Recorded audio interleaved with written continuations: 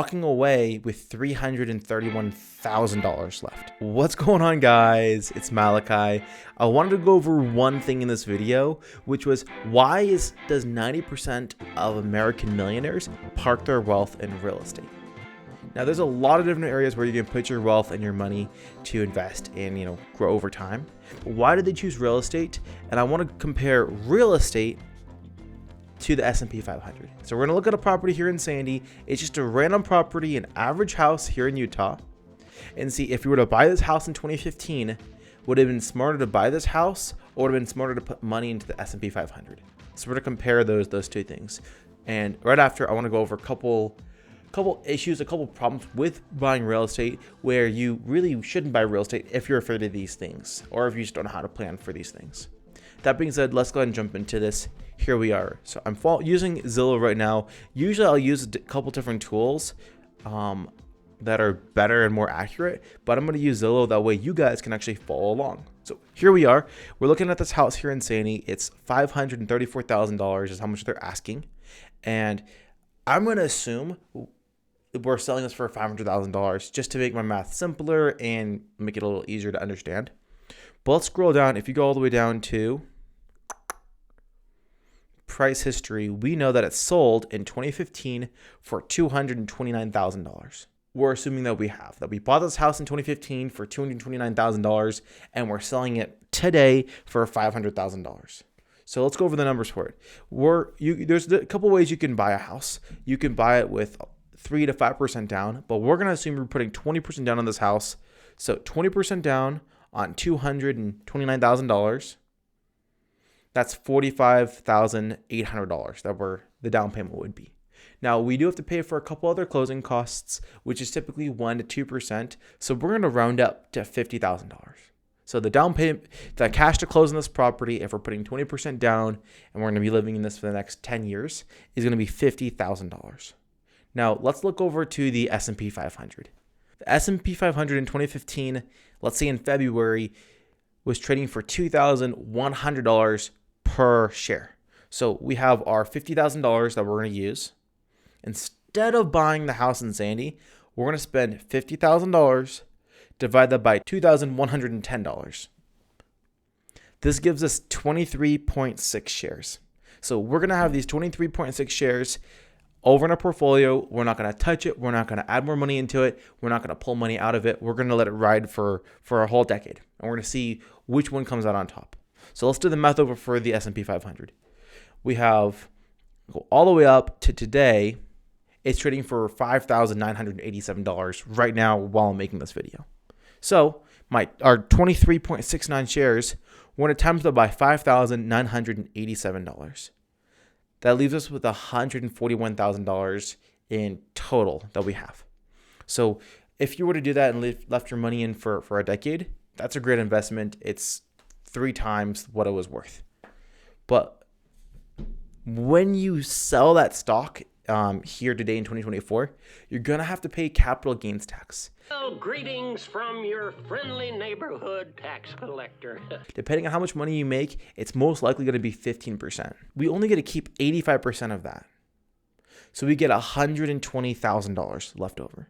We get to keep that. We spend on whatever we want. Now, let's go ahead and see how much money we would have made if we bought the house over in Sandy. So if the house that we own in Sandy sells for $500,000, let's get that at $500,000.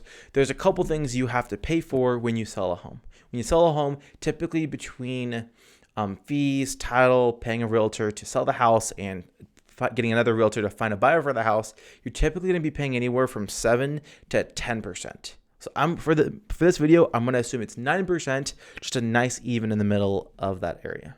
So $500,000, we get to keep 91% because 9% goes over to fees and getting the house sold. And that could be with a couple renovations that we need to do, that kind of thing. So we're looking at selling the home. The cash that we get is $455,000, which is great because we only put $50,000 in. Now we get $455,000 out. But wait, there's a couple things you have to account for. First of all, we still have a mortgage that you have to pay off. When you sell the house, there's still going to be a mortgage. Over the course of 10 years, most likely you're going to be paying off about $50,000 on the mortgage. We have $229,000 that we paid for the house. We put $45,000 down as the down payment. Now, the last $5,000 that we put into the money example is $5,000 to go towards closing costs. Now we're left with $184,000. Over the course of the last 10 years, we've been making our monthly payments and we paid off the mortgage by $50,000. That leaves our mortgage with $134,000 left on the mortgage. If we sold our house for $465,000, we have to pay off the mortgage by $134,000. We're walking away with $331,000 left. Now, here's the deal. We don't get to keep all that because just like taxes, we have to pay for capital gains, right? Not exactly. If you have a good tax accountant, they should be able to get rid of that tax bill entirely. Section 121, exclusion. So what this states is when you sell a house that's a primary residence, you have to have lived at that house for the last 5 years. So we've lived in the house the last 10 years. We own or occupied it, so we qualify for this. If you're single, you get to exclude $250,000 of that.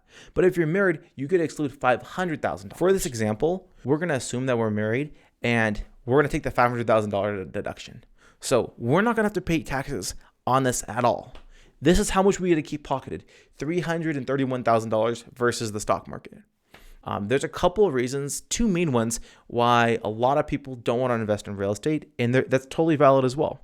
The biggest reason is that the cost to rent versus the cost to own that home. If you were to buy a house and your mortgage was $3,000, for example, if you were to rent out that exact same home, you probably could rent it out for $2,000, maybe $2,500. Either way, you're going to be able to rent out that same home for less than you were to be paying on your mortgage, which I know that can be kind of backwards because you're renting out the home and you're paying more per month to live in the same house. But the reason why a lot of people like to do that is because at the end of the day, after 10 years, you can walk out with tens and hundreds of thousands of dollars of equity that you build up over time. And the second biggest reason why people are afraid to buy real estate is because if something happens to the house, you're responsible for it. If the roof gets leaky, that's on you to fix. If the sewer needs to be taken care of, that comes out of your pocket. And that comes out of this number that you'll be walking away with. You have to pay for that. That's why it's really important to get a good quality home inspection. But that being said, that's really comparing the difference between the S&P 500 and buying a house yourself.